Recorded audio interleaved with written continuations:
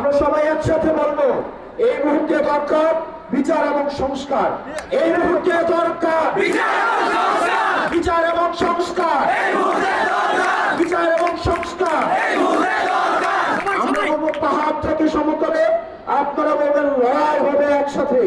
পাহাড় থেকে সমতলে, পাহাড় থেকে সমতলে, ইনকিলাব ইনকিলাব, অপষ্ট সংগ্রাম, দালালিরা রাজপথ, অপষ্ট সংগ্রাম, সম্প্রীতি, সৌহার্দ্য এবং ইনসাফের রাজনীতি কায়েম হোক।